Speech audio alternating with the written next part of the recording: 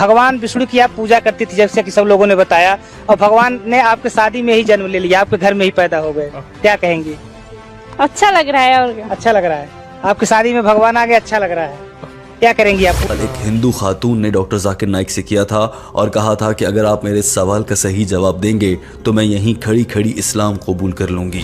बिस्मिल्लाहिर्रहमानिर्रहीम। अस्सलाम वालेकुम दोस्तों, वैसे तो हिंदू के जो भगवान हैं वो कहीं भी किसी भी रूप में जन्म ले सकता है और उस नए नबीली भगवान को हमारे हिंदू भाई बहन लोग बहुत ही आस्था और विश्वास के साथ पूजा अर्चना करने में भी लग जाता है। लेकिन दोस्तों, आज की इस वीडियो क्लिप में आप आगे देख पाएंगे कि किस तरह से एक लड़की जिसकी शादी होने वाली थी, उस लड़की के घर में भगवान जन्म ले लेता है उसके शादी के दिन। जी हाँ दोस्तों, शादी जब बहुत ही धूमधाम से हो रही थी उसी वक्त उसके घर में भगवान जन्म ले लेता है, जो यार हमारे लिए तो बहुत ही दुख की बात है क्योंकि धूमधाम के बीच में भगवान जन्म ले लेता है, लेकिन इनके लिए शायद ये बहुत ही खुशी की बात है जो आप आगे इस वीडियो क्लिप में भी देख ही पाएंगे। तो खैर आइए पहले हम इस वीडियो क्लिप को देख लेते हैं और साथ ही साथ इसके ऊपर हम डॉक्टर जाकिर नाइक सर का एक ऐसी सवाल जवाब सुनेंगे जिस सवाल की जवाब यार आज के इस दौर में हम सभी मुसलमानों को जरूर मालूम होनी ही चाहिए, क्योंकि ये जो जवाब है ये जवाब बहुत ही इम्पोर्टेंट और कारगर साबित होने वाला है हम सभी मुसलमानों के लिए। तो चलिए बिना टाइम जाया करते हुए आज की इस वीडियो को देख लेते हैं। इस वीडियो को यार आखिर तक जरूर देखने की कोशिश कीजिएगा, ये जरूर आपको आज कुछ सिखा के जाएगा। तो चलिए देख लेते हैं। कहते हैं कि भगवान यूं ही सबको दर्शन नहीं देते।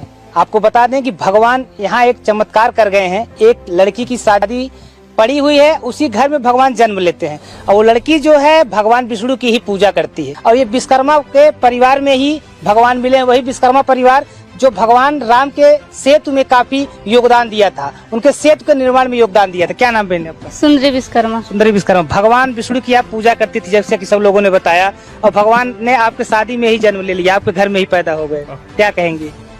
अच्छा लग रहा है। और क्या? अच्छा लग रहा है, आपकी शादी में भगवान आ गए, अच्छा लग रहा है, क्या करेंगी आप? पूजा पाठ करेंगी या कुछ और?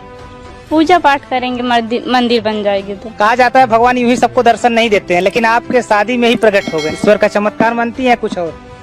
ईश्वर का चमत्कार। तस्वीरें दिखा दें, तस्वीरें आप देख सकते हैं। यहाँ एक मूर्ति मिली है, इस मूर्ति का गुण रहस्य पहले हम बता दें आपको। इस मूर्ति को देखने के लिए लोग दूर दूर से आ रहे हैं। तस्वीरों में देख सकते हैं बिल्कुल भगवान विष्णु के साक्षात्कार रूप जो है मूर्ति का लग रहा है। इस मूर्ति की अगर हम बात करें तो भारतीय पुरातत्व सर्वेक्षण वाले ही इसको बता सकेंगे ये किस धातु की मूर्ति है, लेकिन जो चर्चाओं का बाजार है वो ये है कि ये अष्टधातु की मूर्ति है, पाषाण काल की मूर्ति है। तमाम तरह की जो बातें हैं इस पर अब फैलने लगी हैं। ये मूर्ति मिली तालाब की खुदाई में, ये बात जो है जंगल में आग की तरह फैली हुई है। और यूं ही नहीं, किसी और परिवार में भी भगवान मिल सकते थे, लेकिन उसी लड़की की शादी में ये भगवान कहा जाता है। उस लड़की के शादी में मिट्टी लाई जाती है, उस मिट्टी से ही भगवान उस मिट्टी में मिल जाते हैं। एक हिंदू खातून ने डॉक्टर जाकिर नाइक से किया था और कहा था कि अगर आप मेरे इस सवाल का सही जवाब देंगे तो मैं यहीं खड़ी खड़ी इस्लाम कबूल कर लूंगी। दोस्तों, इस खातून का सवाल इंतहाई दिलचस्प मगर समझने में उतना ही मुश्किल है, लिहाजा टीम हम कदम आपको कहना चाहेगी कि इस वीडियो को बहुत गौर से देखिएगा ताकि आप गलत मालूमात के जरिए गुमराही से बच सकें। इस खातून ने कहा था कि दुनिया की सभी मजहबी किताबें, जिनमें कुरान पाक और हिंदुओं की मजहबी किताबें भी शामिल हैं, इस बात पर यकीन रखती हैं कि जो भी नबी या पैगंबर होगा उसको नबूवत पर पूरा उतरने के लिए कुछ पैमानों पर पूरा उतरना होगा। इस खातून ने डॉक्टर जाकिर नाइक से मुखातिब होते हुए ये भी कहा था कि आप कहते हैं कि वेदा में हज़रत मोहम्मद सल्लल्लाहु अलैहि वसल्लम की आमद का तज़किरा है और उन्होंने किस पैमानों पर पूरा उतरना था उसका भी जिक्र है। लिहाजा किसी भी शख्स को नबूवत का दावा करने के लिए ज़रूरी है कि वो कम से कम 50% नबूवत के पैमानों पर पूरा उतरता हो। दरअसल ये खातून सवाल करना चाह रही थी कि क्या नबी करीम सल्लल्लाहु अलैहि वसल्लम नबूवत के तमाम पैमानों पर या 50% ही पूरा उतरते थे या नहीं। लेकिन इस खातून ने अपना सवाल एक इल्ज़ाम की सूरत में सामने रखा था। इस खातून ने कहा कि आप कहते हैं कि भविष्य पुराना जो कि हिंदुओं की मजहबी किताब है उसमें लिखा है एक नबी आएगा, और जिसका जिक्र किया गया है आप कहते हैं वो किसी और का जिक्र नहीं बल्कि नबी करीम सल्लल्लाहु अलैहि वसल्लम का है। हिंदुओं की किताब में मोहम्मद सल्लल्लाहु अलैहि वसल्लम के लिए लफ्ज़ मलेशिया इस्तेमाल हुआ है जो कि संस्कृत ज़बान का लफ्ज़ है, और उसका पहला मतलब ये है एक ऐसा आदमी जो कहीं बाहर से आया हो। दूसरा मानी ये है एक गुनाहगार आदमी। اور تیسرا معنی یہ ہے بہت ہی برا اور خراب آدمی. Let me tell you, mlecha, the word meaning mlecha, it is derived from Sanskrit dictionary, the meaning, and the meaning means non-Aryan or sinner or wicked person. These are the three different meanings given to the word mlecha. اس خاتون نے کہا تھا کہ اس لحاظ سے تو محمد صلی اللہ علیہ وآلہ وسلم گناہگار، ایک خراب آدمی نعوذ باللہ ہوئے. اس خاتون کی جانب سے ایک الزام تو یہ تھا، اور اس موقع پر پورا ہال اس خاتون کو خاموشی سے سن کر حیران تھا. ڈاکٹر ذاکر نائک بھی بہت غور سے اس کا سوال سن رہے تھے، کیونکہ یہ سوال واقعی ذہن کو جھنجھوڑ دینے والا تھا.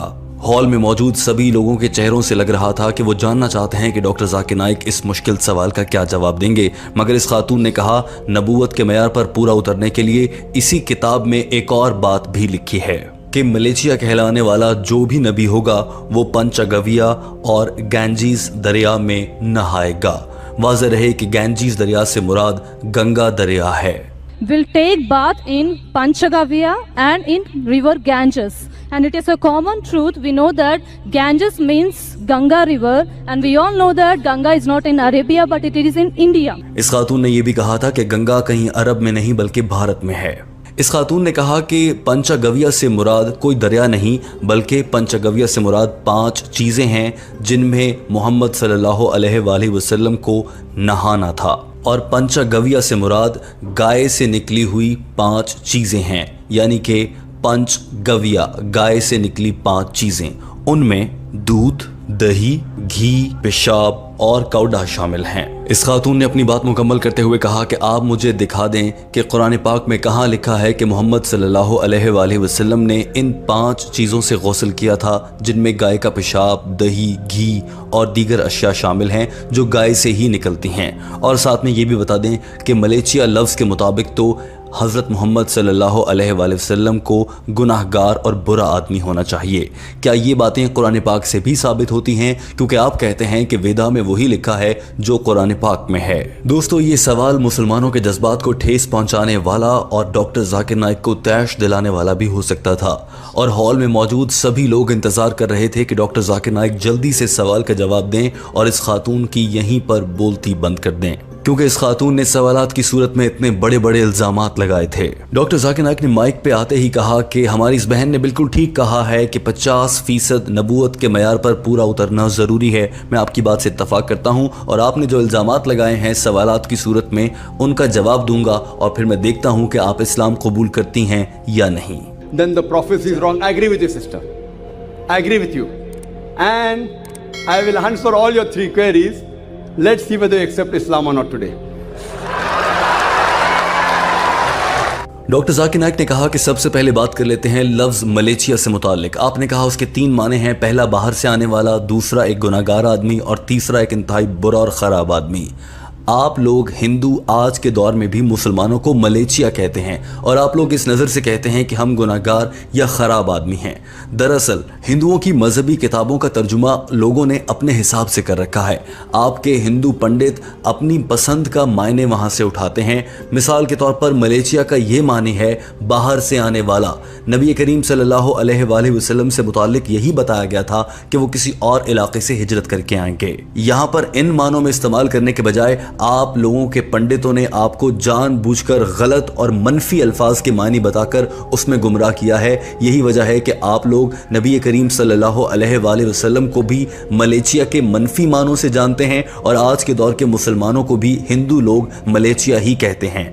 ڈاکٹر ذاکر نائک نے کہا کہ کسی بھی لفظ کے ایک سے زیادہ معنی ہو سکتے ہیں. میں مثال دیتا ہوں. آج کے دور میں قرآن پاک میں بڑے واضح طور پر لکھا ہے کہ سور کا گوشت نہیں کھانا ہے، یعنی کہ انگریزی زبان میں کہا گیا ہے کہ ڈو ناٹ ایٹ پگ. سور کو انگریزی زبان میں پگ کہا جاتا ہے، پگ نہیں کھانا ہے. اب آج کے دور کی ڈکشنری اگر آپ کھولیں تو اس میں پگ کا ایک مطلب پولیس مین بھی لکھا ہے. تو کیا قرآن پاک نے یہ کہا ہے کہ پولیس مین کو نہیں کھانا؟ اور یہی بات بائبل میں بھی اسی طرح سے لکھی گئی ہے. کیا بائبل بھی یہی کہہ رہا ہے کہ پولیس مین کو نہیں کھانا؟ نہیں، دراصل یہ کہا جا رہا ہے کہ سور نہیں کھانا ہے. اس لفظ کا مطلب سور کے معنوں میں ہی لینا ہوگا. جان بوجھ کر منفی یا غلط معنی لے کر کسی کو یا خود کو گمراہ کرنا غلط ہوگا. Today, if you open the dictionary, one of the slang meanings for pig is a cop, means a policeman. So one meaning is pig, the other meaning is a policeman. but naturally the Quran and the Bible, when the Bible says in the book of Leviticus chapter number 11 verse number 7 and 8. Doctor Zakir Naik ने कहा कि अब आ जाते हैं उस सवाल पर कि आपने कहा कि गंगा में नहाना जरूरी है। अब इसका तज्जिया कर लेते हैं। हिंदू इस्लाहात में अगर कहा जाए तो गंगा में गुस्ल या बाथ लेने का मतलब ये है कि अपने आप को साफ करना। डॉक्टर जाकिर नाइक ने कहा कि दरिया में हकीकी तौर पर गुस्ल लेना, उसमें उतरना और अपने जिस्म को भिगो लेना एक बात है जो कि मुमकिन नहीं कि नबी करीम सल्लल्लाहु अलैहि वसल्लम ने किया हो या उनके लिए करना ज़रूरी हो। और इसी लफ्ज़ गैंजी के ज़रिए ख़ुद को पाक करने का अगर लफ्ज़ी मतलब देखा जाए तो एक ये बनता है कि ख़ुद को साफ़ करना, ज़हनी तौर पर पानी में उतरकर जिस्म को भिगो कर नहीं बल्कि अपने आप को वैसे ही पाक करना। डॉक्टर जाकिर नाइक ने कहा लिहाजा जब ये कहा जाता है कि नबी करीम सल्लल्लाहु अलैहि वसल्लम ने गंगा में गुस्ल किया, इसका ये मतलब हरगिज़ नहीं है कि वो गंगा में आए और वहाँ पर उन्होंने हकीकी तौर पर अपने जिस्म को भिगोया और गुस्ल लिया हो।